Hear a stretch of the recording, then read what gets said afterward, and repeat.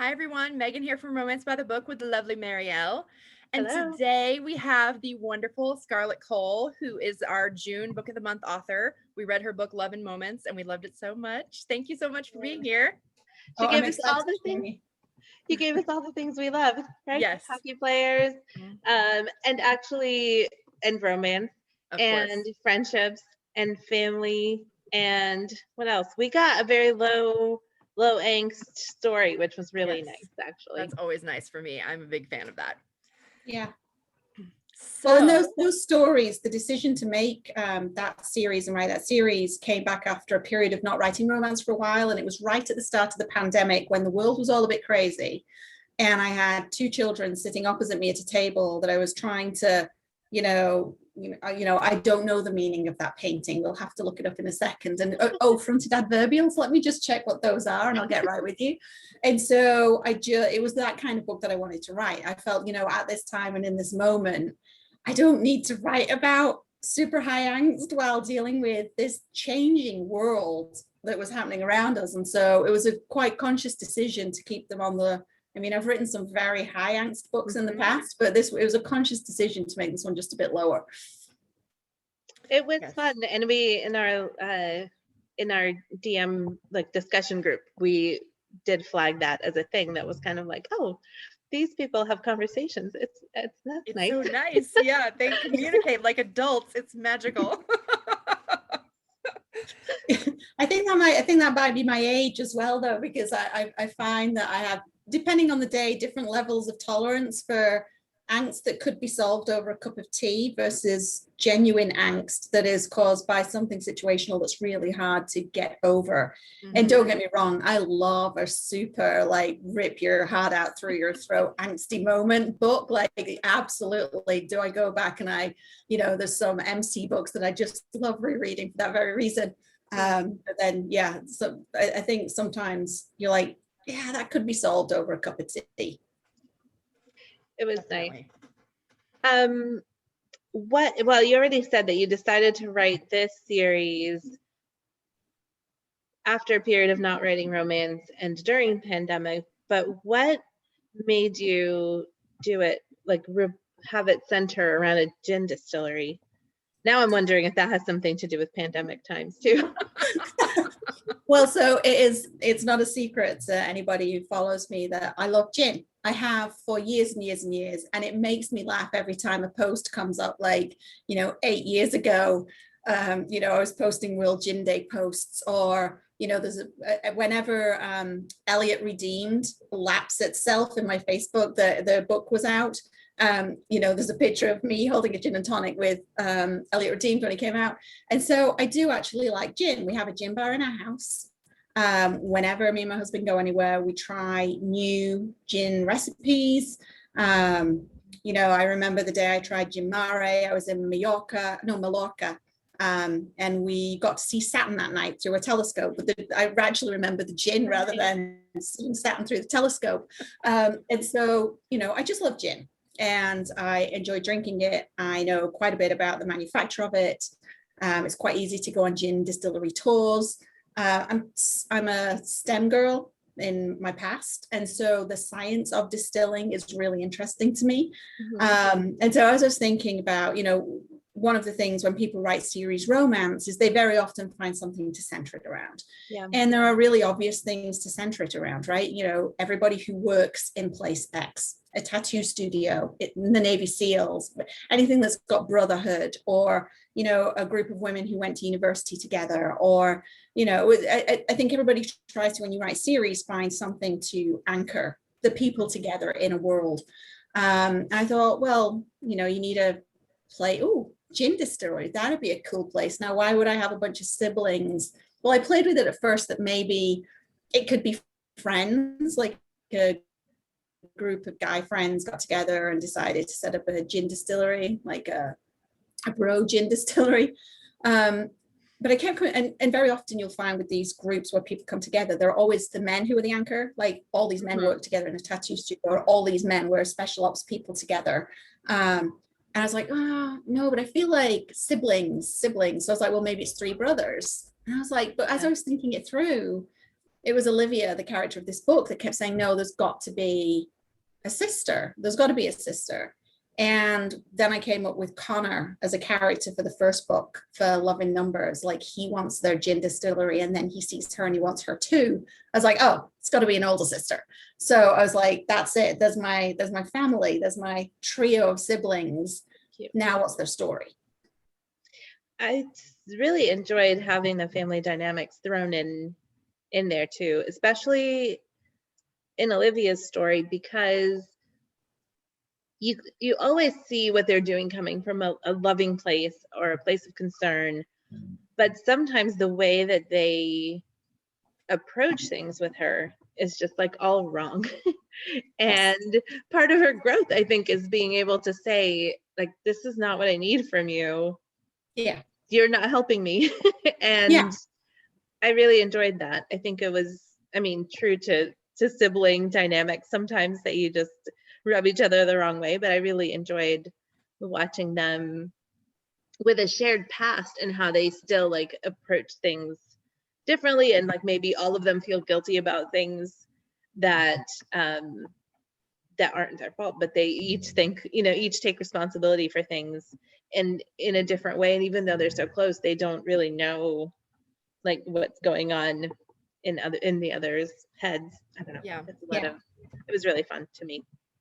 I think that's I mean, we talked about this a little bit earlier before we started videoing this, but I took that break because I had perimenopausal depression, and it was very severe. I had to be medicated, and I fully advocate medication to anybody. I don't want that sentence to be taken incorrectly. I fully support medication when required. I would do it again if in a heartbeat if I needed to. But I think when you've gone through something like that and you're on the brink of coming out the other side, you have enough uncertainty about yourself, right? You're still trying to figure out, depending on how severe it is. Like I came out with, and I still have triggers now that make, I have panic if I feel I'm going back there, or things that remind me about when I was there. So you come out of it and you've been really shaken, right? This thing has happened in your life that you can't explain. And I think depression is one of those incredibly difficult things to articulate. I thought I understood it before it happened to me, and I really didn't. I had a lot of judgments about it that I didn't know I carried. And so you sort of come out and you're like, oh my God, that just happened. And you're trying to find your feet again. And things have happened in that time for me. Like my husband had taken on responsibilities in the house that I suddenly felt ready to take back. But you're kind of like, oh, how do I take those things back now?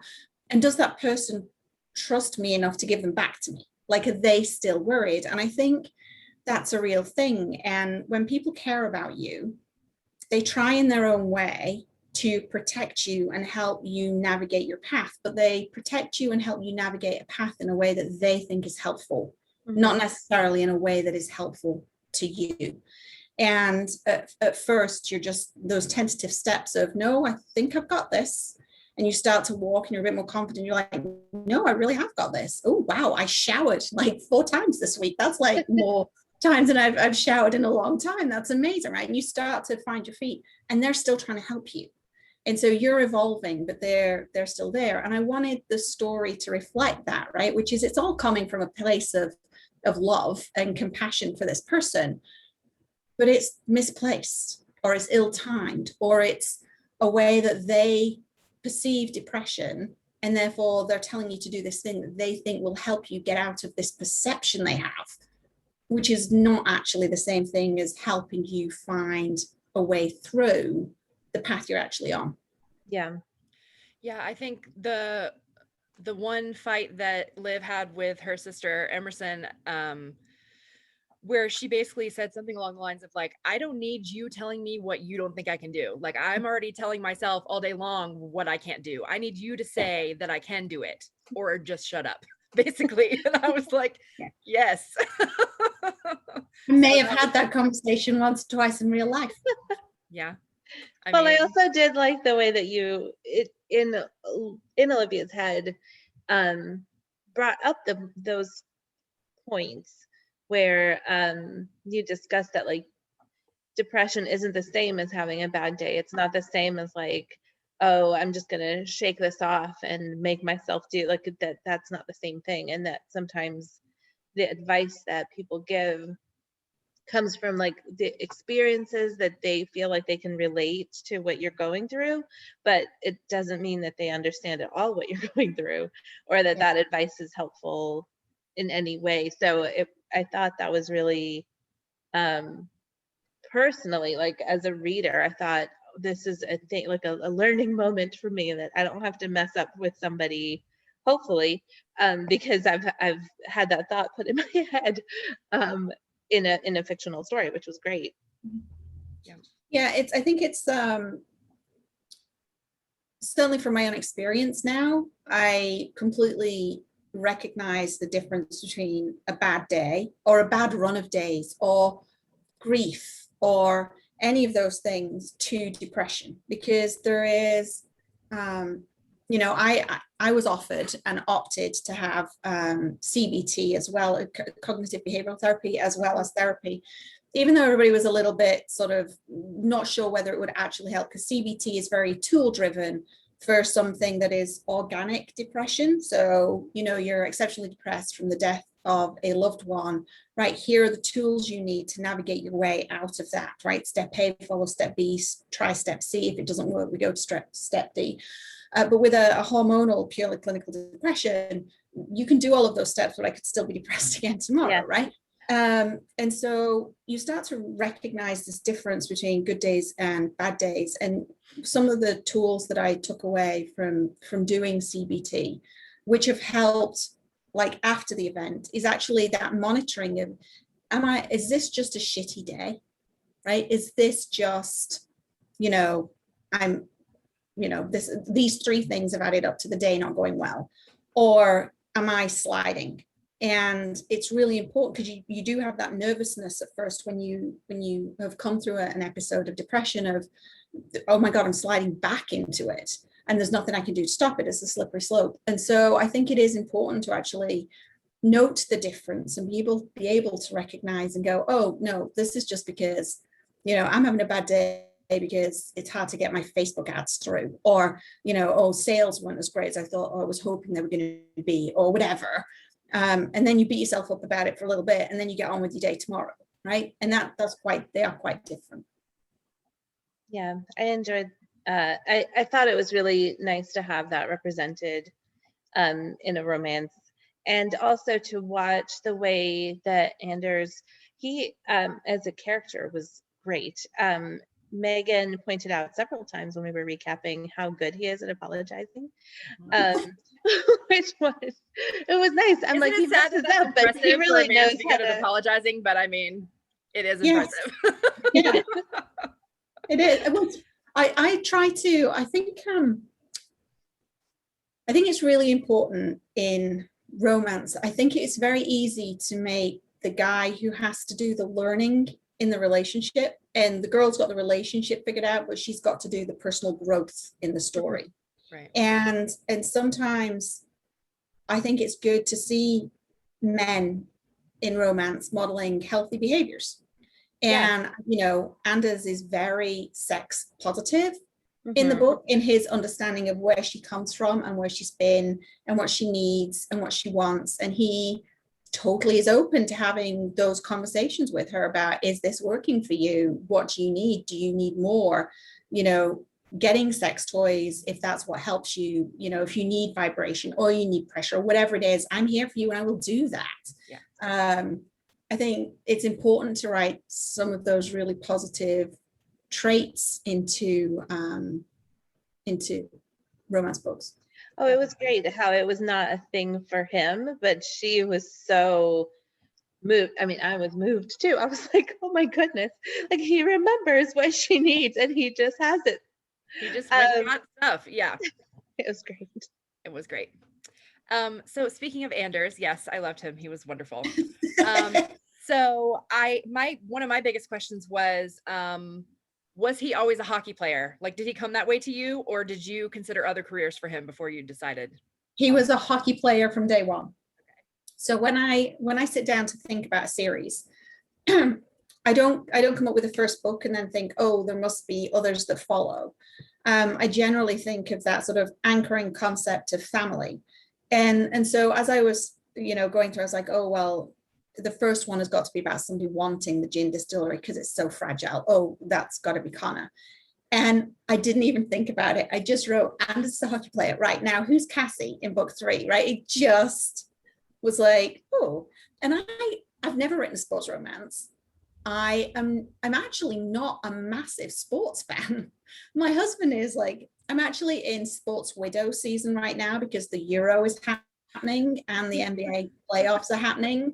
And so every night it's not a question of whether I'll get to sit with my husband. It's a question of which game is he going to be watching? Is he going to be watching the Euro or is he going to be watching replays of basketball games? But, living in Toronto, being surrounded by hockey mad people, and being originally dragged to games but then actually enjoying games. And I remember driving down Yonge Street on the back of my friend Jason Denny's car. It was an open top car. It cost him $2,000 in damage, but we all hung off the back of the car when Canada won gold, right? And then we get to the bottom of the street of Yonge Street and the police officer would go, you all wearing your seat belts? And we'd all be like hanging on to the back of the car. It's like, yes. And you'd be like, go on, carry on. And then we do the loop again right around Yonge Street. You can't help but get buoyed by sport in a city like that rallies behind its sports like that. And so I was like, yeah, do you know what? I really want to write a hockey player. And so, I was pretty good with the basics of hockey. My husband sits here, right? Like that's his desk. He sits over there, right? And so when I was writing this, I would be, I'd be like listening to like replays of stuff like on the, YouTube, whatever.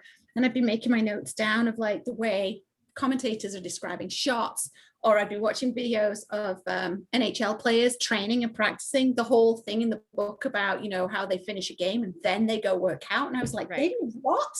And I've watched so many training videos of them doing it afterwards, right? And if they don't have a game the next day, they've got a 48-hour break, how they do legs. And I'd be watching these videos and he'd get up to go get his lunch or go do something. He'd be like, are you just watching Half Naked Men again? It's research, sweetie. It's research. I'm writing a hockey necessary for the book. And so it was. We can confirm that it was necessary research. Yes, for sure. Thank you. I mean, if he was here, you could tell him. Maybe I'll play the video to him when we, prove that people think it's necessary. But yeah, he came to me fully formed as a Swedish hockey player. I did have some difficulty. There was an earlier version of the start of the book, which was him getting traded. He was actually in Sweden at the start of the book.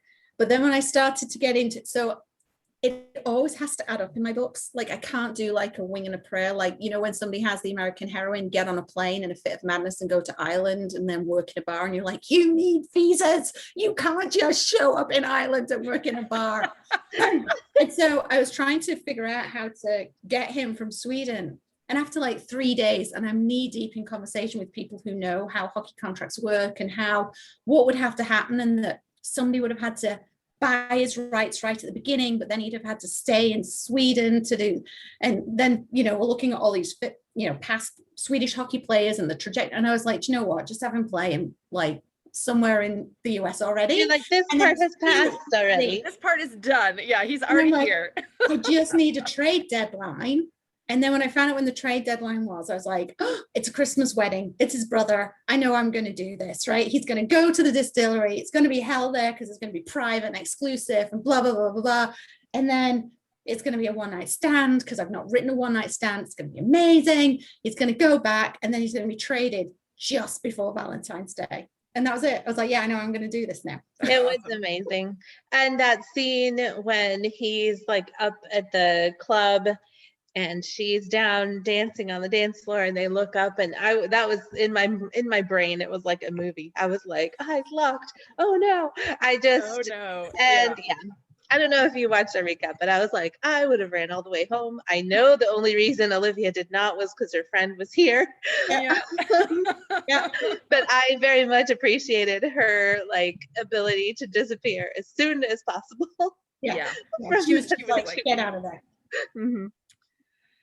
I also really loved his Andrew's relationship with his brother Carl, and the Yeah. how much closer they were able to become once they were in the same city, and once Anders started really being honest about, you know, their childhood and how hard it was on him and those kind of things.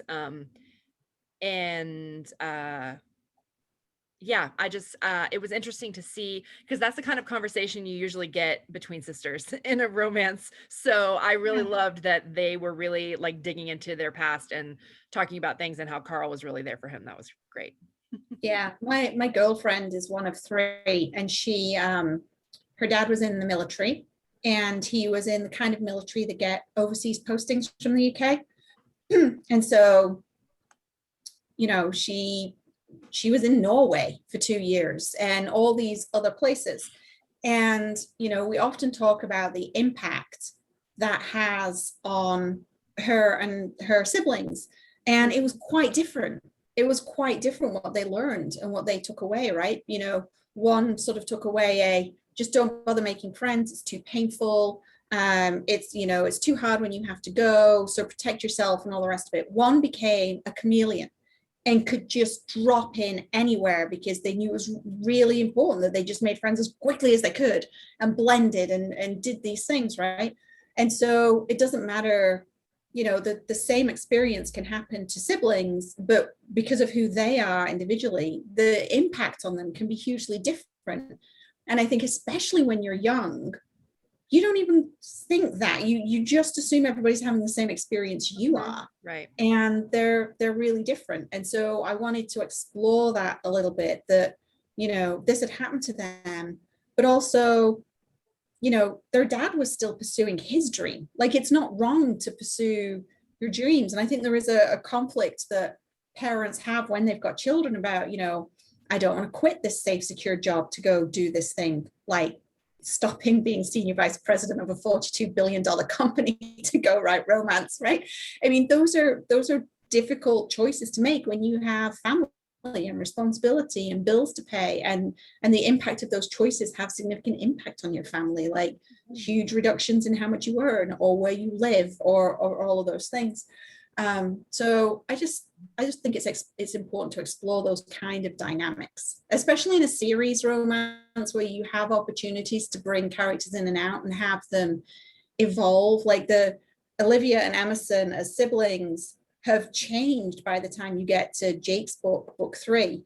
You know, Emerson's no longer this, oh my God, I can't do this, I can't run a distillery, I'm not capable enough to, right, here's how we're going to do things, and this is how this ship's going to run. And, you know, Olivia's changed and evolved by the time they get to the third book. So I love it that you can do that with characters. Yeah. Yeah, it is And actually, interesting to see them too, like the siblings, you have sibling relationships like two ways, and it's kind of fun to watch that because both of those sibling groups have gone through different things, or, you know, each group has gone through things together and everybody was affected in a different way. And it was interesting to watch it. You know, one was very kind of tragic and the other one was just like, oh, we were living our lives, I thought everyone was fine, and he's like, yeah, that wasn't fine for me. It was really interesting to watch on kind of on both ends. yeah, and then getting to see Liv with her siblings and how they had never really discussed all the guilt that they were all carrying about different things that had happened right before their dad's passing, and, you know, inadequacies they were feeling about, you know, running the distillery and everything like that. And I thought that was really great moment too, towards the end when they're having the like family meeting and she's like admitting everything to them, and Connor basically says something to her, and it's interesting how an outsider can have such a different perspective, and that their perspective can maybe mean more too, because they don't have to say that to you, they're not your sibling, they don't have to placate you or whatever, you know, for him to be like, you know, you're overqualified to even be here, like you could do anything you want. And she, the whole time, she's just been thinking like, Em runs the joint and Jake makes the gin, and like, what do I do? Nothing, basically. And so to hear that from him, I think was so important for her, and I really liked seeing that happen. Well, yeah, and I found as a reader, like I've been looking at her through her own eyes and through Anders, who, I mean, he's a little bit biased. So, but you know, she has spent the whole book saying like, yeah, I don't pull my weight around here. I don't work as much as everyone else. I don't bring as much. And look, I ruined everything. And then it turns out like, oh no, you're super capable. You bring a lot to the table. You've helped all these different ways. And you didn't tell us because you didn't even realize it yourself.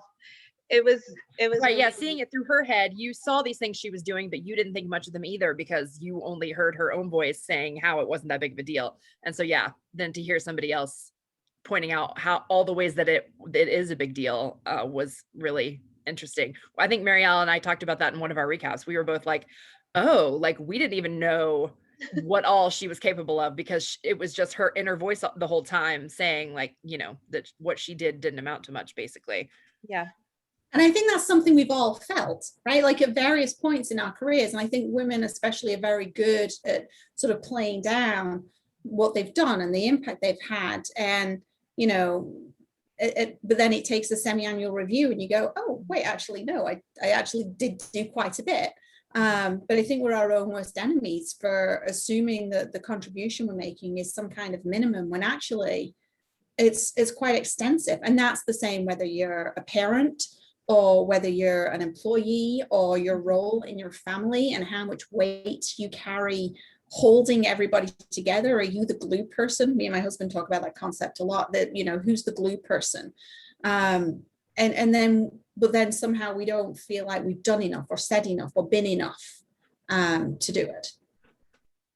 Yeah, it was really, I thought that was a really kind of a special moment too in that book, or in this book, just to have,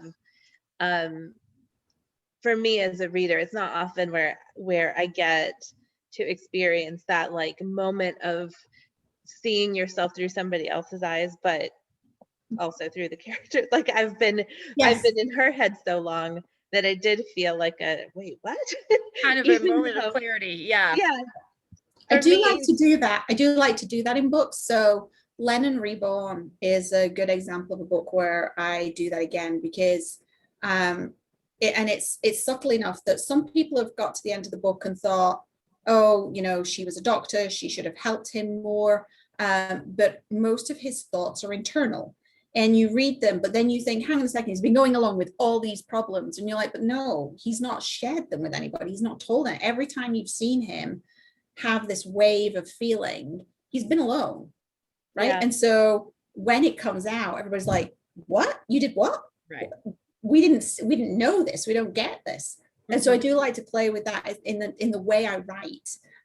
Decide up front what's in somebody's head versus what gets verbalized, and then work really hard in the words and the way I write things about. So in this example, Olivia's experiences of work, as she thinks about them, I deliberately diminish them because she diminishes them. Yeah. But when you see the impacts, like the rebranding of her father's gin recipe and those kinds of things that then lead to these significant growths for a product that has just been being produced forever. And then suddenly she comes up with this idea to rebrand it. Oh, Papa. Hi. Papa break. It's like, take me out for another walk. So I do like to play with that. I like to play with trying to figure out what's in somebody's head versus what's on page versus what's heard and spoken, so that you can have those moments of realization. It was a lot of fun as a reader. Yeah. And surprising, which is, you know, it's I enjoy when I'm reading to have something that, you know, catches me off guard, and that's definitely it did. Connor does carry that on in book 3, by the way. Connor remains the outside voice of reason. Yeah, he's like, you're doing that thing again. And she's like, what thing? You know, you're being their mother. Like, we talked about this. You don't have to do this anymore. Like, Jake is a grown-ass man. And as an oldest child, I appreciate this very much. Yeah, same. Yes, I'm very excited to read. I bought book 3 actually before we started reading the second one. but I've had a bunch We of were arcs. like holding off. I'm, It's like, been holding on to it, terrible. yeah. There are so many great books out every week though. Like I'm the same, and I'm very fortunate. I'm super, super fortunate. I get arts from my bestest reader friends. So, Kylie Scott sent me Fake before it was released, and it was just like I inhaled it. And I'm going to get them the wrong way around. I just reread Repeat because I just got Pause, or I just reread Pause because I got Repeat. I can't remember which one's which. I think Callie Pause Phillips is just sent out me this her week new one, because it was the one, Audible one first. and I'm just like, and there's so many that are out that I want to buy.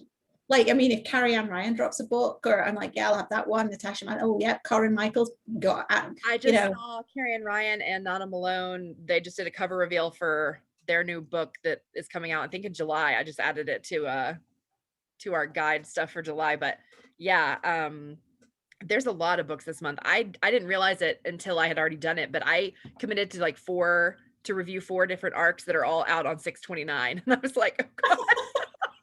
I'm like, and like 3 of them are historical too. Like usually I try to like push things. I do love a good historical. It's just gonna be like a whole thing. Yeah. Yeah, it's impossible. I don't know how reviewers decide what to review. And I'm sure the temptation is to go with authors are going to nail it, because if you're going to spend your time doing it, then you might as well nail it. But I look at the list some week and I'm like, I want 8 of those books, and I can't have all 8 because reasons, but I want all 8 of them. I'll just have to go and beg the library to see if they can pick up the ones that are out in paperback. Right. Or like, yeah, I make a wish list on Amazon, and like in a few months, if I haven't gotten to it yet, it might pop on sale. I tend to sometimes I'll wait for series, even if I'm buying them. I don't necessarily start them until all of them are out, because I have a tendency to, once I'm in, I'm like, oh no, what's next? Yeah. I need to read, and I need it immediately. So reading a book 1, especially if book 2's out and we're like, no, we're gonna read that next year, I'm like, what? No. Yeah, there's so many great authors. I mean, that's the great thing about romance. I think there genuinely are so many great authors, so many great tropes. One of my most commented on Facebook posts I tend to rotate questions of this trope versus that trope, right? And such strong opinions, like, secret baby or whatever, and people like, secret baby shouldn't be a thing. You like, people should, there's no rhyme or reason in modern day technology that secret. I have seen so many people say that. And then Rebecca Weatherspoon was doing a live like Instagram, I want to say with Alyssa Cole, and she was like, everybody has a secret baby in their family. It's the most realistic of the tropes. And I was like, what? And then I'm like, oh, actually, there is a secret baby in my family. It's funny. I think we have a secret baby, but we definitely don't have a billionaire who was an enemy to my great grandmother and got a company. Like, it is quite true, right? I love a great secret. It's catnip for me. I love a great secret baby. I'm writing my first in my new series. Oh, are you? Oh gosh. I'm like, I needed to come up with a reason for it to happen, like, because I've read a lot of them, right? And I'm like, oh, that feels like it's been done, and that feels like I'm like, I need why would these people end up in a situation? Why would he not know? How do I tell us? I'm very curious right now. I'm so nosy. If you can't tell us, it's fine, but I really want to know. Well, I'm only actually I'm talking about the series starting tomorrow, so people are waiting to find. When's this video going out? Not until your not till your takeover day. The 26th. Oh, in that case, I can tell you about it because I'll have talked about it by then. No, so I get a ton of requests to write more rock stars. I get it all the time, and people are still finding. It's usually when people have read Lennon Reborn, and then they're like, "What? Like, what the hell did you do in that book? I can't believe you did that to him." And people are like, "We need you to write more rock stars." And I think, part of me was worried that what people wanted was more preload. And you can only write that that series once, right? Like there's, you know, especially what I did to Lennon, right? You can only do that to a character one time in your writing career. And so I put it off for the longest time. But then I was like, people keep asking and asking. So I feel like I need to write the opposite of Preload. So Preload, the band grew up in a group home. They considered each other family. They lived together. You know, through thick and thin, they were absolutely there for each other. And they had made it, like they were already, you know, big megastars and, you know, all the rest of it. And I thought, well, what if I write the flip of that? I live in Manchester. I live literally 2.5 miles away from where the Gallagher brothers were born, from Oasis, and they hate each other. That story. Ooh. I'm like, oh, well, that's right there. And then I thought, you know, living in Manchester, what's Manchester about? It's about football, music, and family. So how do you write a series that does that? I thought, well, I could do a band who are getting towards the end of trying to make it, right? So they've not had that big break. They've not had that huge success, you know, and so it's a band on the brink of breaking up, of making it big, of killing each other on stage, of falling in love. And so, yeah, I thought, you know what? I'm going to write a band that hates each other, and they're going to fight, and there's going to be, you know, alcohol and drug use. This is a rock star book I think I could get behind. And like this is and like this, not a star. There's a matriarch, their Nana, you know, and there's reasons why Nan raised the two brothers. But you know, she thought she was supposed to have been a singer in her 20s. She was in Cliff Richard's Summer Holiday. In the book, she was in Cliff Richard's Summer Holiday movie. And so there's a lot of great northern singers of that sort of, you know, 50s, 60s era, beyond the Beatles, right? Cilla Black and others. And so I had her be a part of that moment. And then she got pregnant and had to have a shotgun wedding. And that was the end of her career, because it was back then. But she raises these two boys, and they're in a band with their two cousins, and Matt, who's the hero of the first book, his best friend. And so it's a 5-book series, mostly set in Manchester. It's written in British English for the first time, which has been confusing the hell out of me after writing all my other books in American English. You're just making me think of Tom Holland, who, whenever he has to act, he always slips into an American accent, because he says now he can't act in British English. Yeah, it's been hard, and I've had moments where I've had to a tight parking lot, and then I'm like, because I lived in Canada for 15 years, like I have a natural proclivity to some of those words, and I'm like, wait, no, it's a car park. I'm like, oh yeah, I've got to write car park, or you know. So there are some words that I've had to like flip back into using more, because my husband's Canadian, my kids were born in Canada, so like we joke we're bilingual. We're totally not bilingual. But you know, I really had to concentrate on writing between British English and American English, and it's the small things like where all the U's go, like favor and flavor and stuff like that. And small words like in America you walk towards someone, but in Britain you walk towards someone. Grey versus grey. E is for England, A is for America. Like just all those little details I've had to flip back into. But yeah, that's the new series. That's awesome. That sounds great. Sounds very fun. And so when is the first one out? August. Okay. Oh, soon. Yeah, I'm going to do a rapid release with this one. When I first started writing when I started to write the Love-In series, because it was a pandemic, because I was homeschooling at the time, because I didn't want to put myself under all that pressure just in case. I thought I'll just do a slow and steady, you know, one every 4 months, and that'll give me plenty of time between the two. If anything happens, I've got buffer and all the rest of it. But I'm quite happily back writing. I have been, touch wood, healthy for well over a year. I am, you know, I'm going to do it. So I'm going, yeah, they'll be like coming out every 9 weeks. Oh, wow. Oh, wow. Yeah. So we get through, there'll be 3. Oh no, there's only 2 this year, because it goes August, October, and near the end of October. And then that first week in January, which is always a bumper release week. So everybody save your gift certificates, because that's always a huge release week for people. Yeah. Then March, then May. and then it's done. Wow. But I've had a lot of requests to write something else because of that book. A lot of people want Wyatt's story, and they want more hockey books. So I would love, I don't know. I'm thinking about it. Romance. I would love to get some of his teammates books. That'd be fun. And even maybe like a little origin story novella for Carl. I'd be down with that too. Well, there's an option for that. There's also so one option is to do a spin-off of the Denver Rush. That's what I called them, right? The Denver Rush, yeah. Mm-hmm. That is I can't remember what I called them. Denver Rush, yeah, doesn't it? And then there's also an option for doing more books in the Love-In series. So maybe, you know, I'm not going to speak partnerships out loud because then I'm committing them into being, because somebody will say, you said on that video you were going to put such a body with such a body. But there's Cassie's brother, who is you meet Cassie in book 3, but Cassie's brother is a stuntman, like a professional stuntman.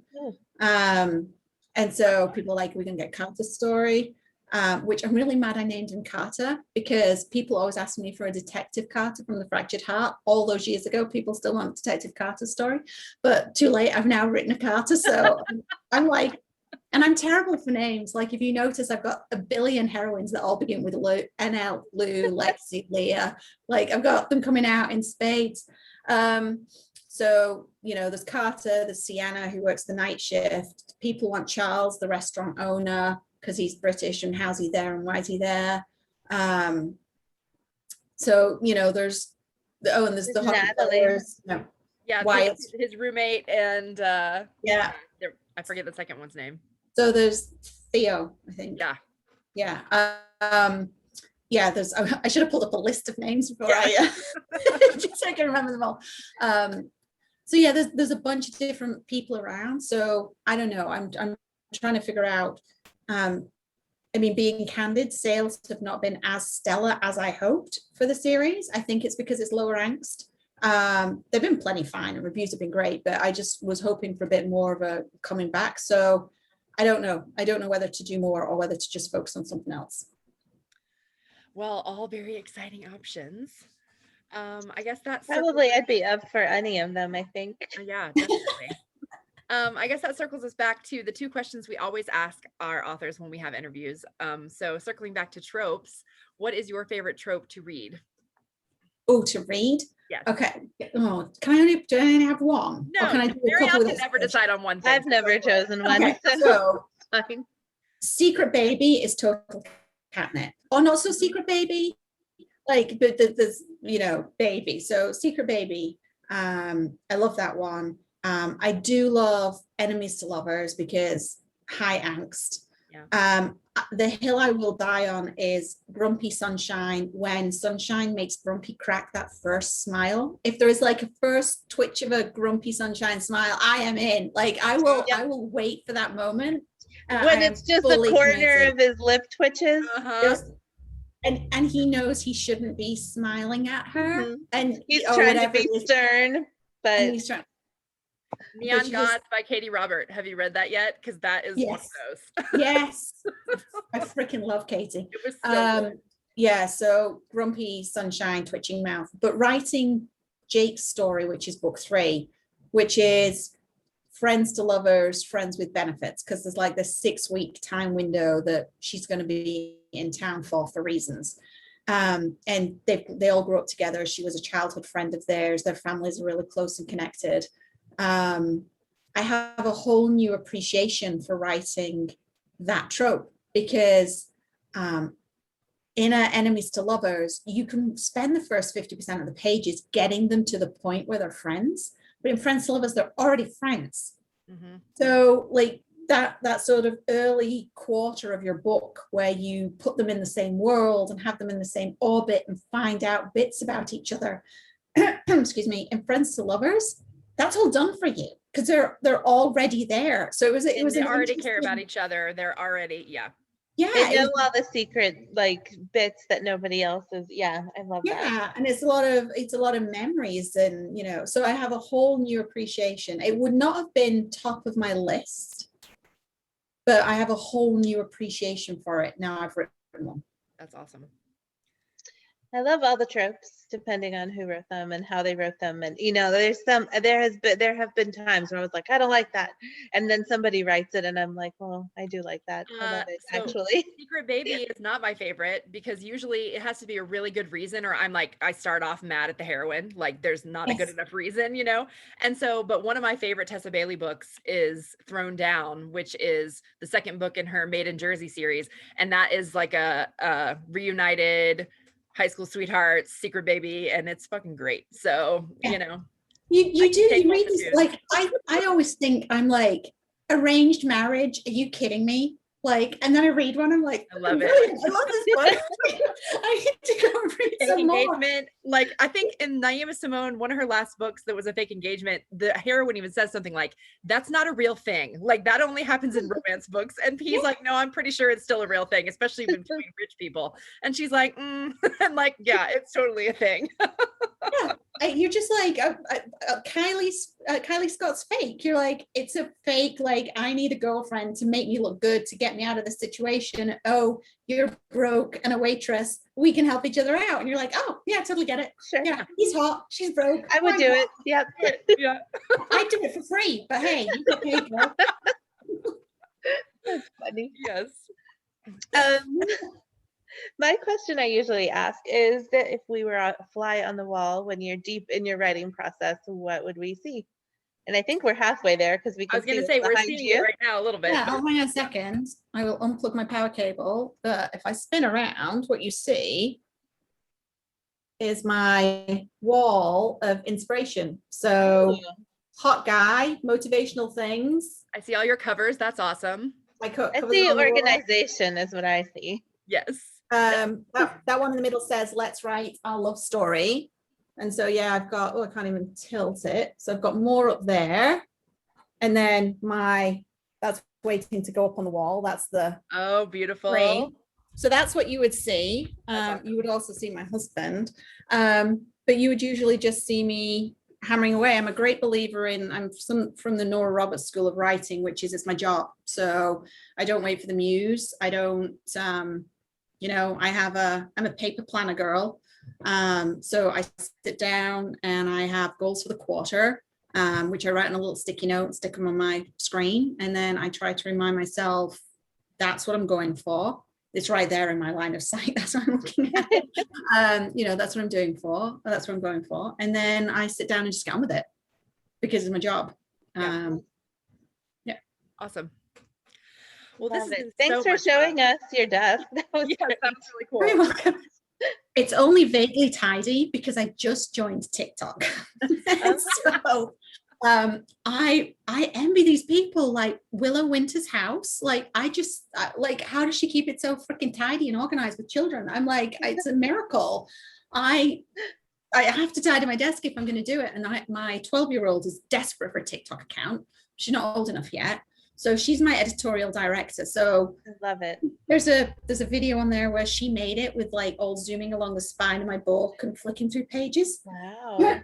So I added the text because like sex positive vibrator play is probably not for 12-year-old ears on the text of it. But like any of the videos you see me like doing, like, I did like with both hands. Oops, like throwing stuff down or whatever, and like all those pointing to things and dancing, like they're all my 12-year-old. She's like, this is what we're going to do. She sets up a tripod here. She gets all. We just set up a TikTok account that we were like, we're never going to use this, but maybe if we had a 12-year-old, I know, right? If I had something we could do it. Tutor me in how to use it. Mostly, we just wanted to make sure we had our name reserved just in case. But I don't know if we'll ever actually use it. We'll see. But you know what? There are, and I've been really amazed, to be honest. There've been some really clever book bloggers and making some really interesting content, right? It could be as simple as sorry, it's really dry in my office right now. It could be as simple as, show me you're a romance reader, or tell me you're a romance reader without telling me you're a romance reader, right? And then they pan around these massive bookshelves through to people, doing books by tropes. And I don't think they have to be particularly clever. Particularly not clever, overly creative. Like there's plenty of books, TikToks that I've watched and liked that are really informative. This is my fave 5 enemies to lovers, and they just hold the cover up, and it's the fine. You're like, oh yeah, I've not read that one. Make a note of that one, or I'll add that one. I mean, are there some people who are going completely above and beyond in making some of these videos? Yes. Like, I can't dance. So the chance of you seeing me dance on one of these, like doing one of these stupid, like, yeah, that's not going to happen. But I bow down to people who can. Like, if that's your jam, and it fulfills a creative thing, and you go be you and go dance to whatever the latest thing is. But I think you might be surprised. I didn't want to do it. I have absolutely resisted doing it. I was convinced it wasn't for me. I figured I was too old and don't dance. So I was like, I'm out. But I found a really interesting romance community online there of people who are just genuinely interested in books. So you might be surprised at what you could come up with. Yeah. I have found the best investigate ways it to more, just and the follow only way to hashtag really do romance that. book talk. Sorry. No, we wanted to investigate it more. The only way we felt like we could really do that is to make an account, because you can only see so much on there if you're not like logged in. So yeah. Follow romance dig into book it. talk. Yeah, Romance romance book book talk is the best one. Yeah, it's like I follow that one, and you get tons of ideas, and yeah. So I think that's my main advice. But there's some really, really interesting content out there that people are making and creating, and I just think it's a different audience. Yeah. Thanks. That'll be fun. And I probably more international too, I think, right? Because didn't it start off TikTok as a more outside the US and then made its way in? Oh, I don't know. I think, I don't know. I might be making that up. Sometimes I dream things and I think they're real. Well, there's billions of people on there, so Yeah. I'm sure it's all over the world. I guess since we're talking about TikTok, where else can people find you? So I'm on Instagram, Scarlett Cole, and Facebook, obviously, Scarlett Cole. You can find me on my page. I have a group, Scarlett Cole's Passionistas. So if you put that in, you can join the group. We have a lot of fun in there. I am not a spammy person, so if you're coming for memes, I'm not your gal, because I don't do memes. It's all book stuff. It's all book related content. So yeah, those are the main places. And you can find a way to sign up to my newsletter on my website, www.scarlettcole.com. That's on the link in our bio right now. Yes. Or the link in your bio on. Yes, and yeah, your backlist and your recommendations are all up in the link in our bio as well. So very amazing. Thank you so much. Well, and I'm really appreciative that you guys picked Love in Moments as the book to read this month. And I hope the people who followed along with you and read with you really enjoyed it. I am totally open to questions, because we have a takeover day coming up, right? Mm-hmm. Yep. On your Instagram. So maybe one of the things we can do that day is I'll take questions from people who did the read along as well, and make sure I answer, if this hasn't answered any of the questions that they had, I'm more than happy to take on some then. Yes, that'll be Saturday, June 26th. Yeah, everybody, that's the day this video will air, and Scarlett will be taking over our page that day as well. So thank you so much. Thank you so much. It's great talking with you. An awesome way to end my day. Have a great night. Bye.